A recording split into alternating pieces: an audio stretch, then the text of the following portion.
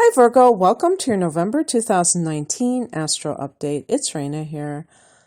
I am reposting this, but actually I'm redoing it because somebody was kind enough to let me know about the sound quality of the first recording, or lack thereof, which I wasn't using my phone.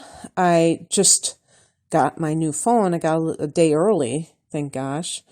And so I'm redoing it. So you're not imagining things if you already heard it and now you're hearing it again. So November for Virgo is interesting because there's a lot of activity in the third house. Okay. For you, the third house is Scorpio. And I always have to say this, it goes without saying, that this is a general reading. A Virgo person understands details. And one of the details about these types of readings is that it all depends on what degree your sun or rising sign is in Virgo. And it's another thing too is this is also for the rising sign. That's when I do the tarot, it's, to me, I'm intending it for the sun sign. But when you're looking at the rising sign, you are specifically looking at the natal chart. And so, and by the way, you can also look at or listen to your report for your solar information. So if your sun is in Virgo, don't think that it's inferior to your rising sign. Both of them are important, and I'm sure that different astrologers would give different reasons. What I would say to you is that your sun sign is your aspirational self. So when you look at transits based on your sun sign, they are looking at areas that you wish to, it's kind of like forward looking in terms of your personal growth and your pure potential. And the rising sign is your natal chart, and that's going to be what you came into this world with, what you're working with. Like you were born at a certain time, and so that set everything into motion. But if you were just to focus on your natal information, then you would be suggesting that it's almost like fatalistic, that you can't transcend whatever that mold is. And I would say, no, that's not true. And that it's almost like the sun is like breaking out of the matrix, if you will. So I think both are important and should be looked at. But I keep forgetting to say that. In any case, the third house is, in the universal chart, I should say, is ruled by Gemini. And this is where it gets confusing for some people, because I just told you that it's ruled by Scorpio in your chart, because your chart is different than the universal chart. And so Gemini is ruled by Mercury, and guess who else is ruled by Mercury? You are. So there's that affinity you have for the sign of Gemini, even though they're air and you're earth. You share a love of learning. You are both signs are going to be good at communicating, although with Virgo, it's going to be much more informational on a practical level, things you can apply now, not just abstract knowledge or trivia for the sake of, did you know this? Did you know that? But something how to. Yeah, Virgo is like how to do this, how to do that. So in the third house, we're also talking about the media. If you work in the media, then it may be featured. Maybe you're getting a new job in this field. Or the internet is tricky because the third house is communication, and the internet is probably, arguably, the number one way we convey information in 2019, isn't it? So even connecting it with the media, So so that would certainly be featured, but the 11th house is also connected with the media or the internet, because the 11th house is technology and it's also the collective. So both of these houses can indicate some kind of internet activity that is significant. Launching a website, maybe, or putting your finishing touches on a website, or maybe you're writing a book. All these kinds of things. Teaching and learning is third house. And so if you are a teacher, I'm sure a fair number of Virgos are teachers or tutors. Hey, it's on in November. And the third house is also the house of your siblings, brothers and sisters, in other words, and aunts and uncles and cousins. So that can be something that is going on for you, where you're experiencing higher levels of back and forth communication than usual with them. The third house is also neighbors in your local area.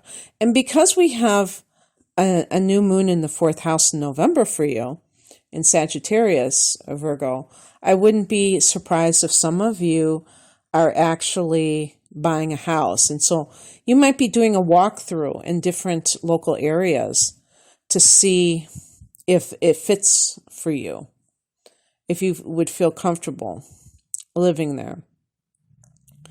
Okay, so as the month begins, we have a Mercury retrograde. Do people who are ruled by Mercury experience Mercury retrograde in a different way than the rest of us? Only you can say, Virgo. The retrograde starts on the 31st of October, and this is in that third house. So you wanted to launch a website, and you discovered that the person who created it for you misspelled words. You have to go back and do it. Who knows? The URL that you wanted is already taken, and they said it wasn't. All that kind of stuff.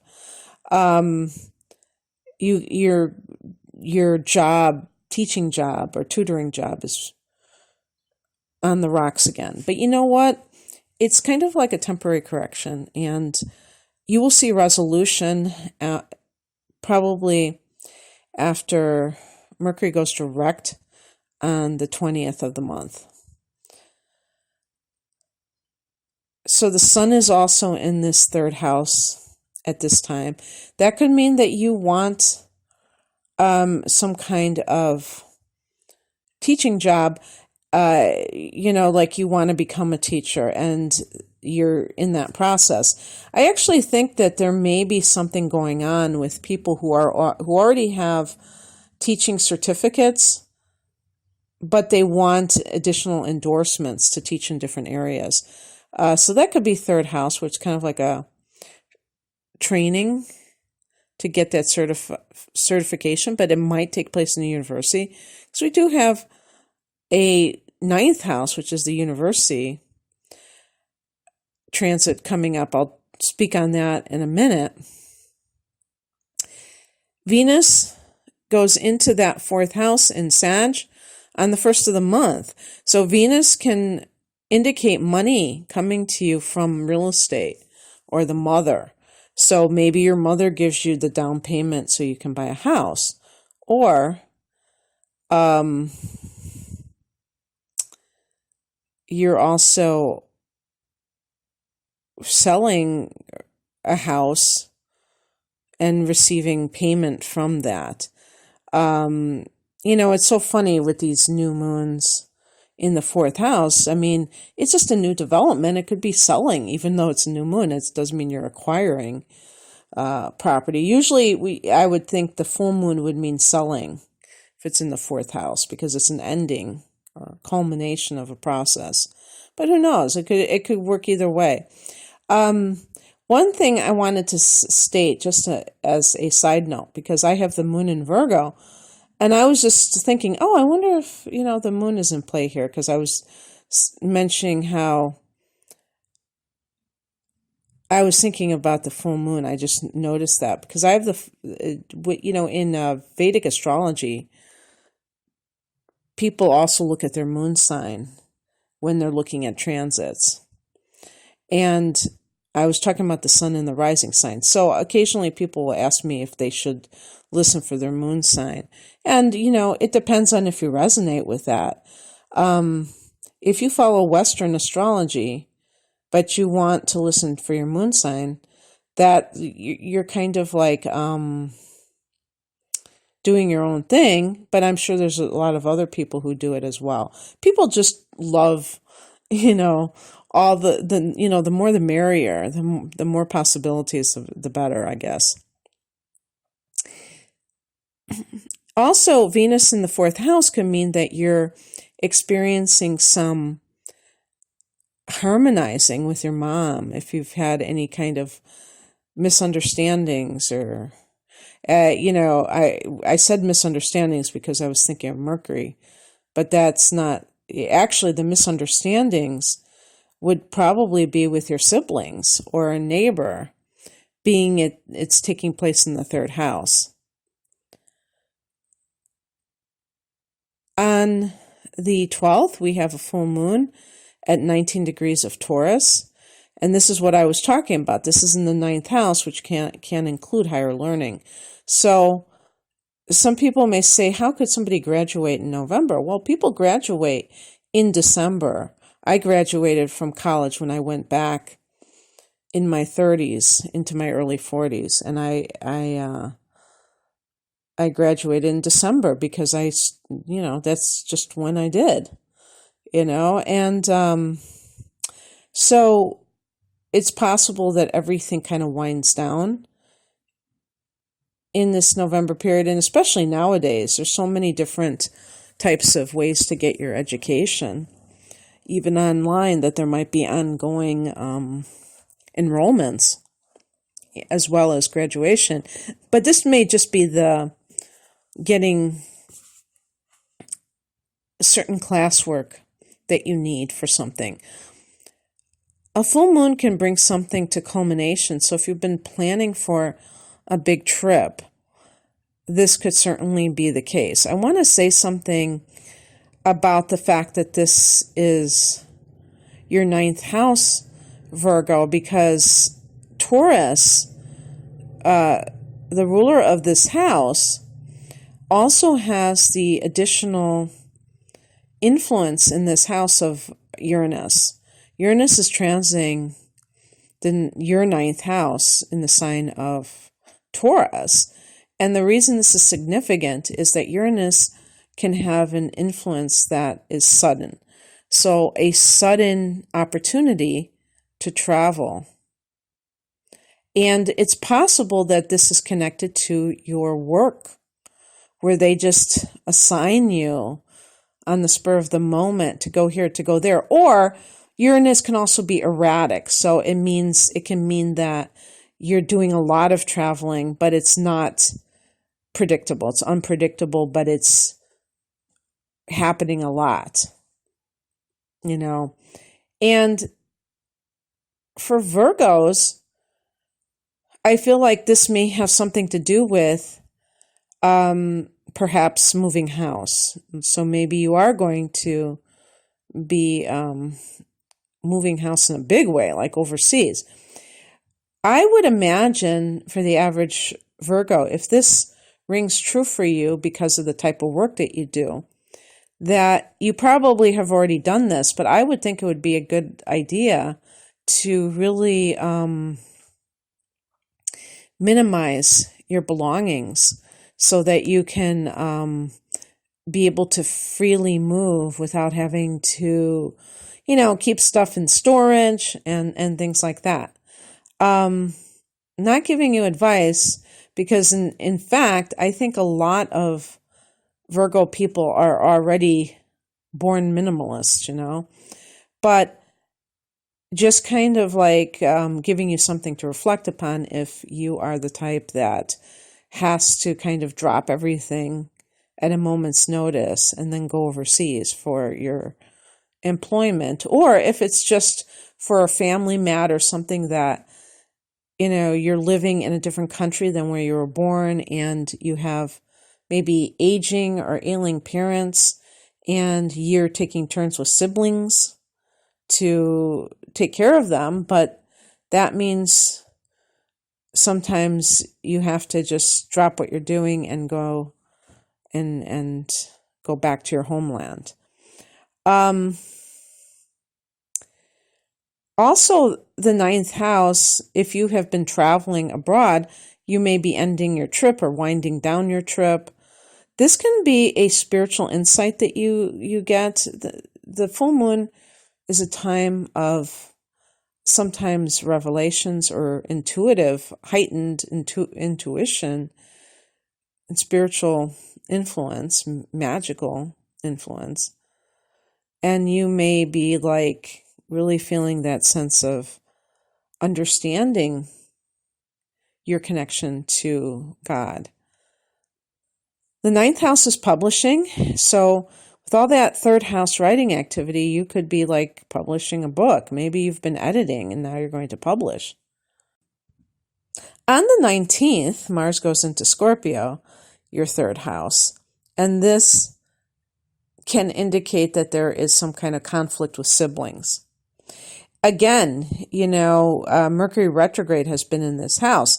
So it could be like the telephone game where, you say something to one sibling and they say it to another and it gets distorted by the time everything gets out. Maybe one of your cousins comes to you with this crazy story that bears no resemblance to what you initially said.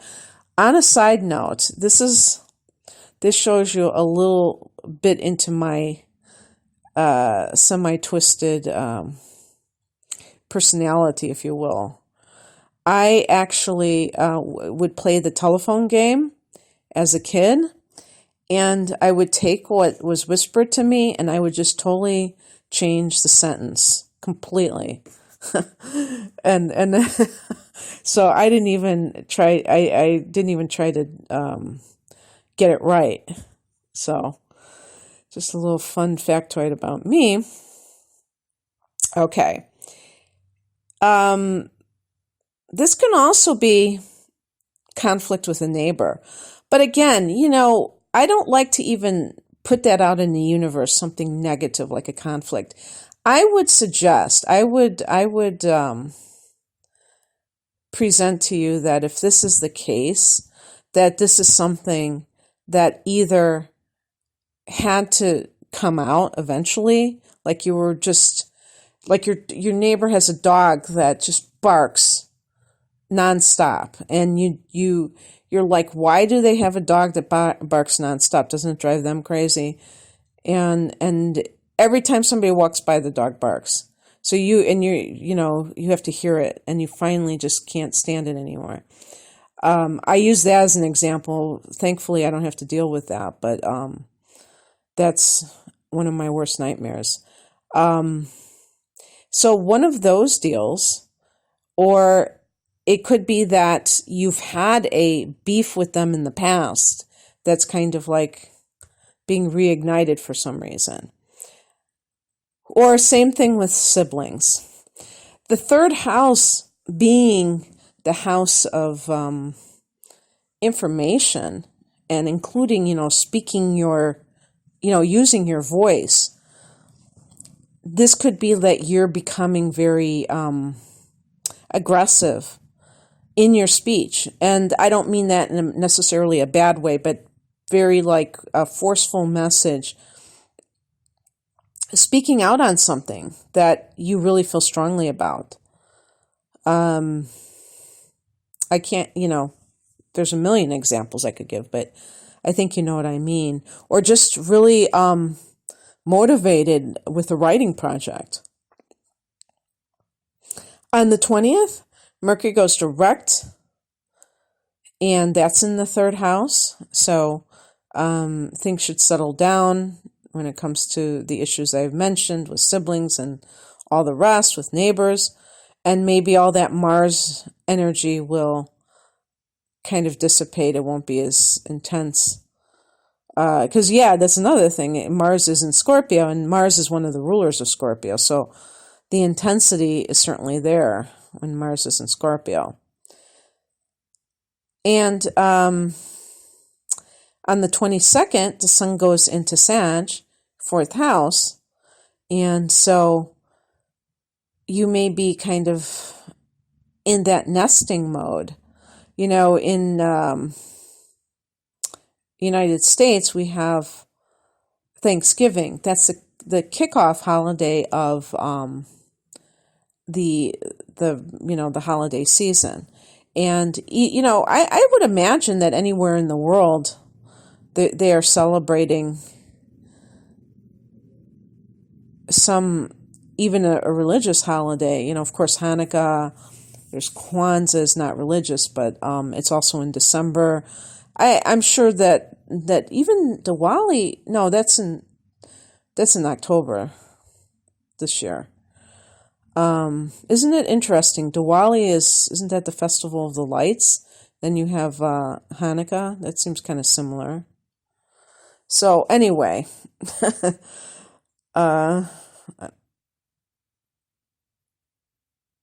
you may be like enjoying your home more. Oh, one thing I should have said was that when Venus goes into Sagittarius on November 1st, you may be redecorating your house.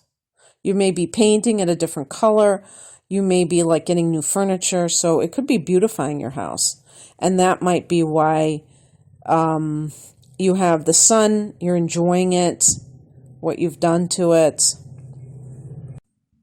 On the 25th, Venus goes into Capricorn. And this is that fifth house. And, I didn't even think about this one because, before when I was doing these, because a month from, a month from now, when we have the solar eclipse in Capricorn, Jupiter is going to be right up in there in that solar eclipse, conjunction with it. But Venus will have probably moved on by then. Of course it will have, into Aquarius. So scratch what I just said. I'll just keep going with that. So Venus goes into Capricorn, and that's going to be in your fifth house, Virgo. So if you're somebody who's single, you may meet somebody. Actually, this is somebody that you may know already in some cases, and you just have a huge, massive crush on them. Because if Mars had entered that house first, then you may have had like a physical attraction for somebody. But since this is Venus, I think it's going to be more on the romantic level. And then you're going to have a solar eclipse in this house on the 26th of December. So that'll be like super cool, like a very powerful new moon. And Jupiter will be right there too. So it's almost like very auspicious. Okay.